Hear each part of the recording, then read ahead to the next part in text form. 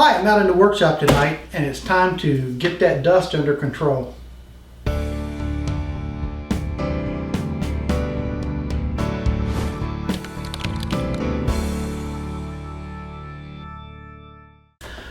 About 2 weeks ago, I got an email from Chris over at Scrollnado.com, and they are best known for a drill press dust extraction system called the Scrollnado.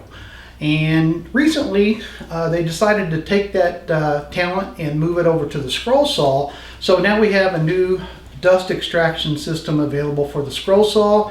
He was good enough to send me the product for review, and that's what I'm going to do tonight. We're going to take it out of the box, look it over, go through the assembly instructions to put it together, and then we'll test it out and see what the results were.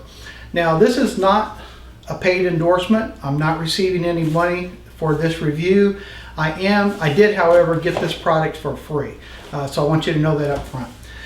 Let's go ahead and get it all out of the box, and then I'll zoom back in and we'll take a look at the parts. Okay, first I want to apologize for the sound. I've got my air conditioner running over here because it's still pretty warm here in Kentucky right now, and I was getting a little too hot. So I've got that on. I'll try to get rid of it in post, but if you hear that noise, that's what it is. Okay, the first thing I like about the Scrollnado is that it seems to be a fairly simple system, and simple is always better. You want to keep things as easy as possible to make them work.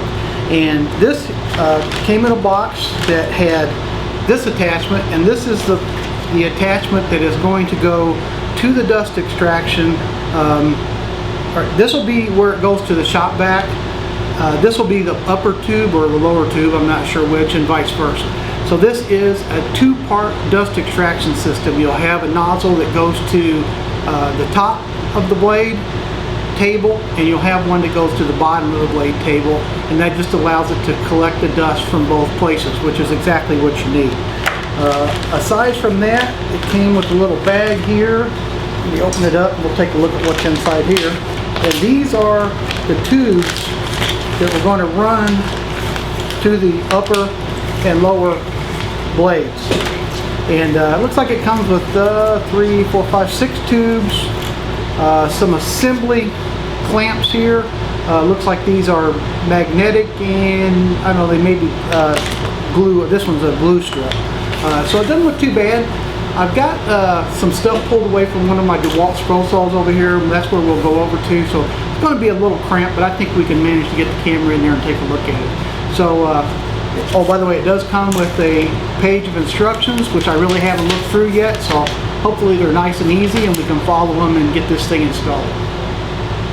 Let me add one more thing here. I noticed on the first page of the instructions that the Scrollnado works with the DeWalt DW788, the Delta 40690, the Delta 40694, and the Delta 40695 scroll saws.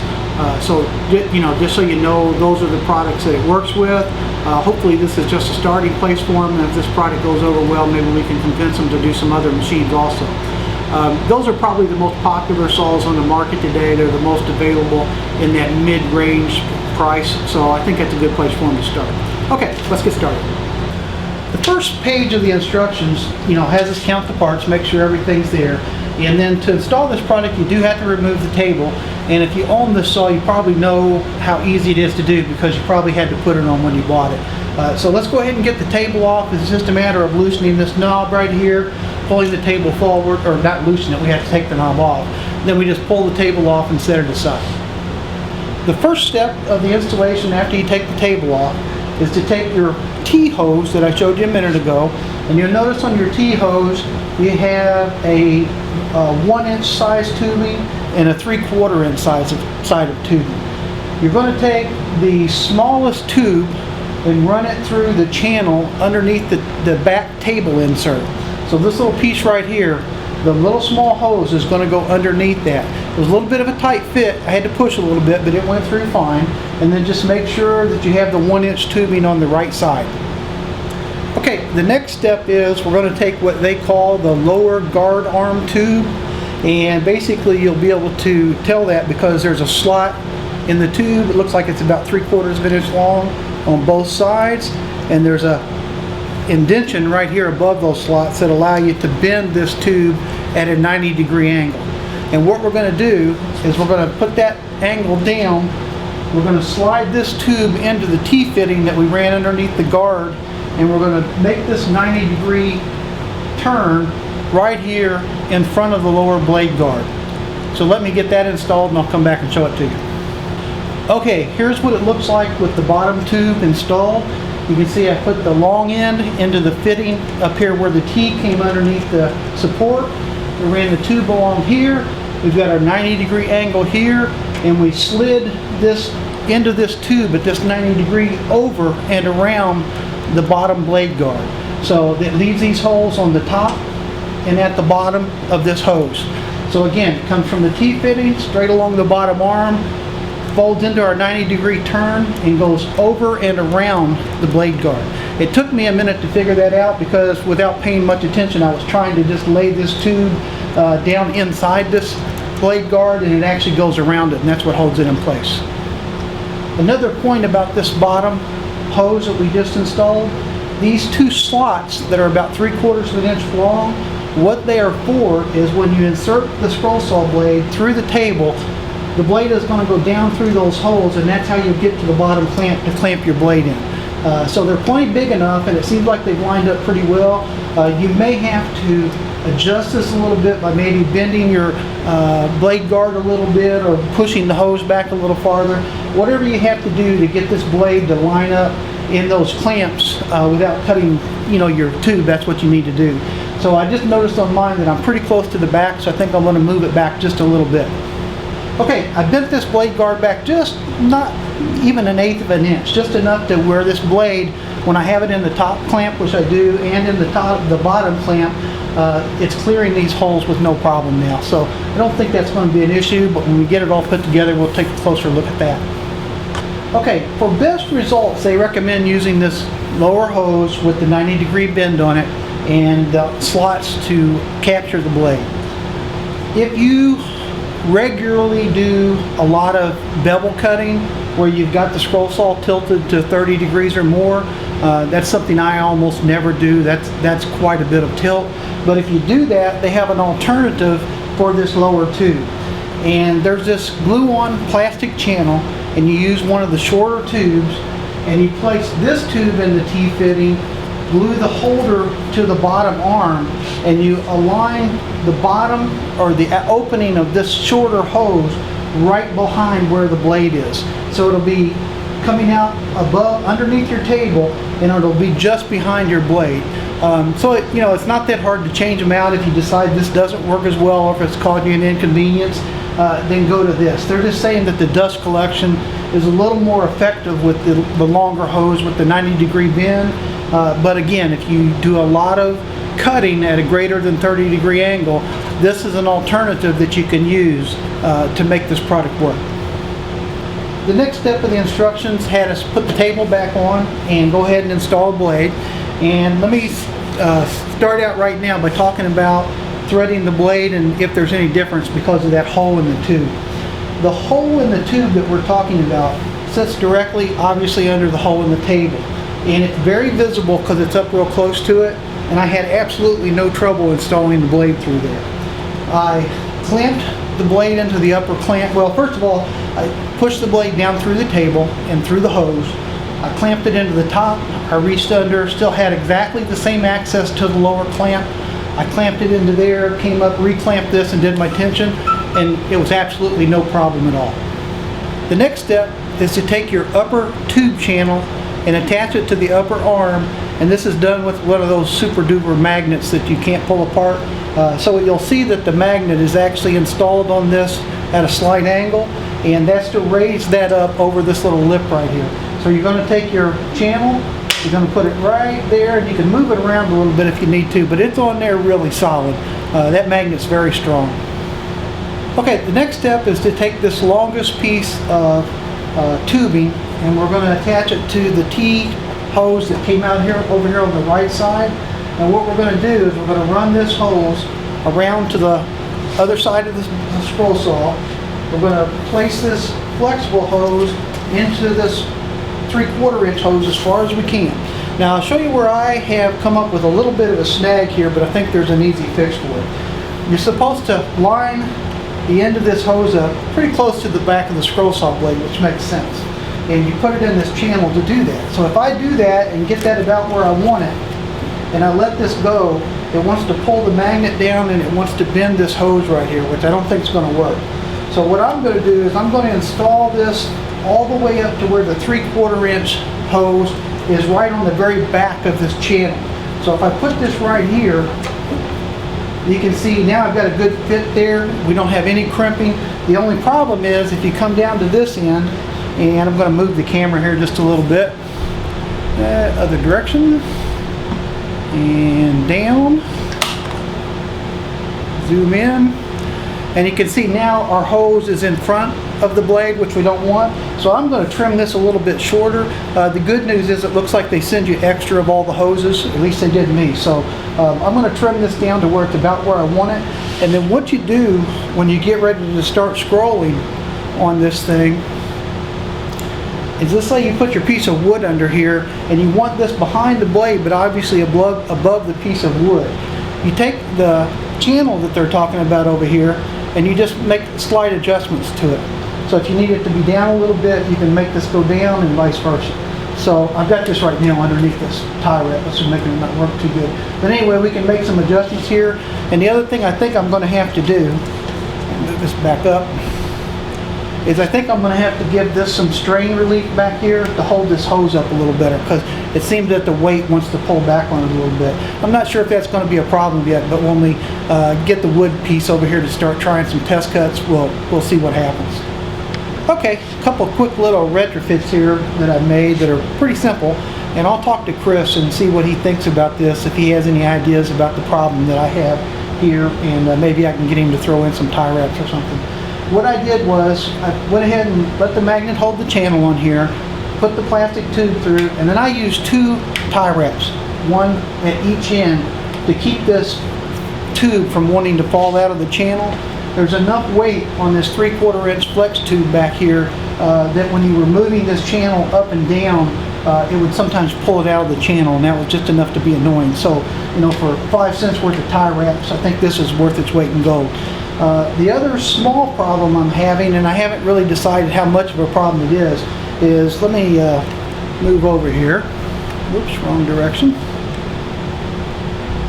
Down here on the table, you can see I cut off about 1.5 inches of this tube to get it to fit directly behind the blade, and that worked out fine. I've got it in the right position.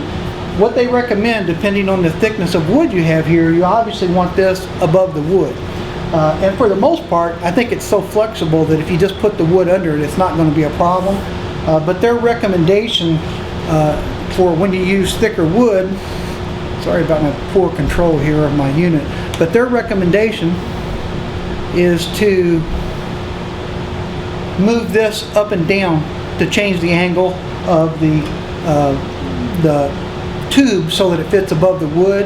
And to get that to work real well, I actually took this magnetic channel and put the magnet all the way back up against this ridge, and this ridge helps hold it in place.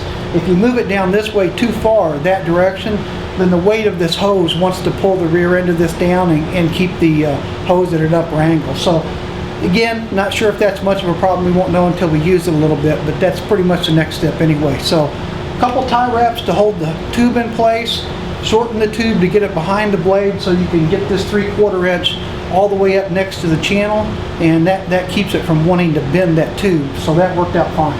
So with that, we've got it all the way installed. Let's hook up a shop vac to it, and then we will give it some tests. Now, this hose right here is a 1-inch diameter hose. So they say this hose will fit inside of a 1 1/4 inch shop vac hose, which is a fairly small shop vac hose. So if you need an adapter, apparently they have them available on their website. I haven't looked yet, but that's what the instructions say. So I'm going to hook up, I've got a small shop vac that actually has a hose that size. I'm going to hook it up to it. When we get back, we'll be doing some cutting. Okay, we're going to give this thing a test run with a fairly small shop vac here because I don't have an attachment for my larger hose shop vac.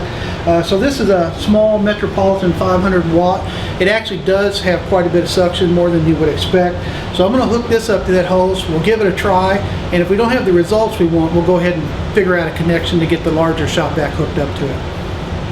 Okay, I think I've got everything set up pretty well here. I've just got a 3/4 inch thick piece of poplar, and I've set it behind the blade just to see how well we are lined up, and it looks like it's going to be fine. So again, we'll play with it a little bit depending on the results we get to see what we can do with it. I am going to turn this small shop vac on, so that's going to eliminate me from being able to talk. So I'm going to scroll for just a minute or two, and then I'll come back to you after that.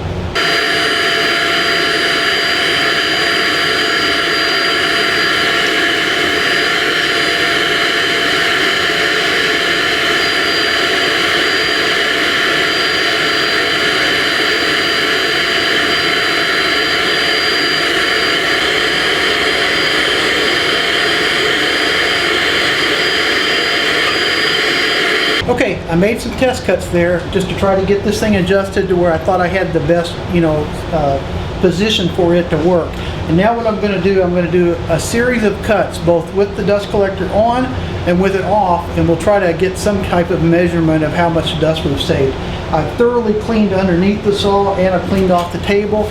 I'm going to make probably 4 or 5 cuts here, just enough to get some sawdust on the table. Then we'll take pictures of that, clean it off, and do the same cuts, the same series of cuts with the dust collector on. So again, this is without the dust collector.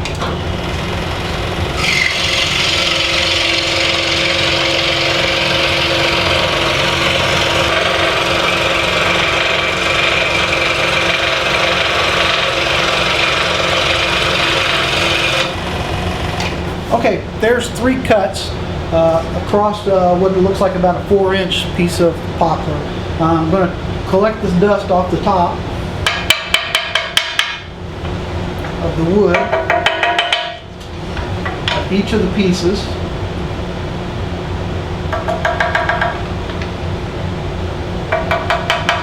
I think that's pretty accurate there. We'll bring as much of this dust forward as we can without letting it go through the hole.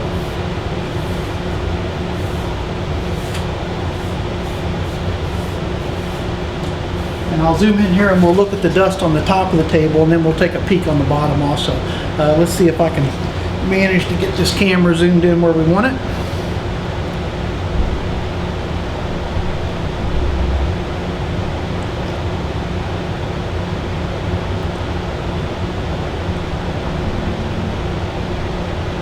I'm a scroll sawer, not a camera operator, as you can tell.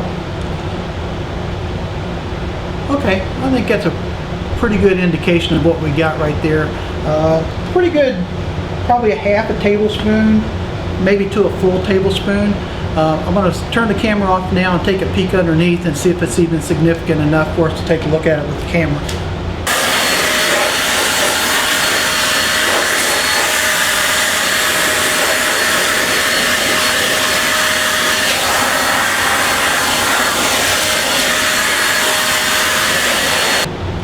We were about a third, maybe a little less than that on the dust on the bottom. I didn't go to all the trouble of trying to get the camera down there because it's mounted and everything. So just take my word for it, there was not as much dust below as there was above. So we're going to do the same 3 cuts again, this time with the shop vac turned on, and we'll take a look and see where we are. Make sure it's still about where I want it. I think it is. Okay, I'm going to make those 3 cuts. Excuse my reach here.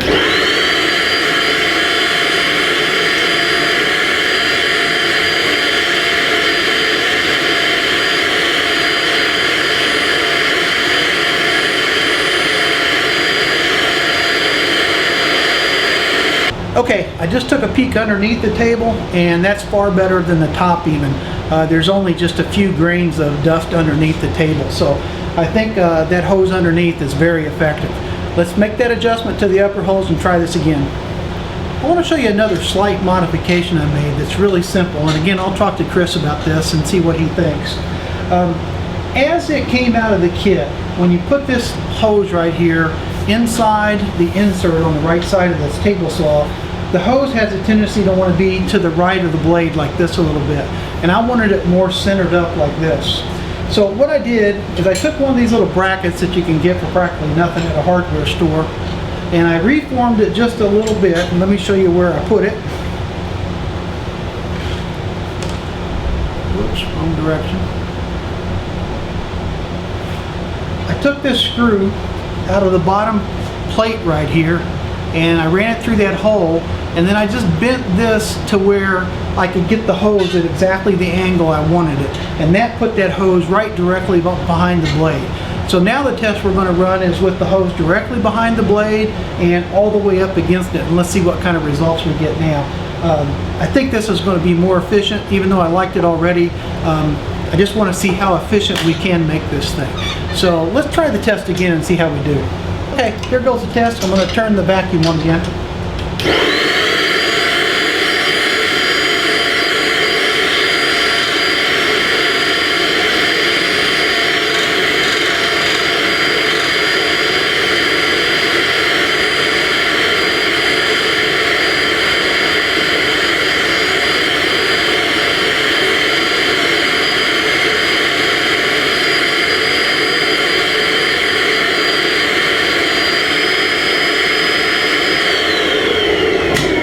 Let's gather our dust up and see how we did. It seemed like it did better, but let's test it and see.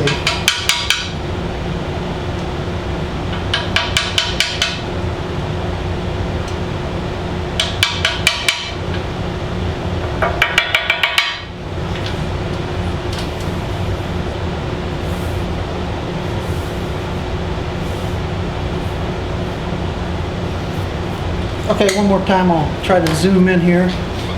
See if my camera operation's getting any better.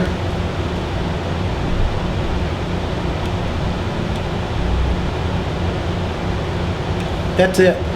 I would say we've improved it to 90% plus of extraction.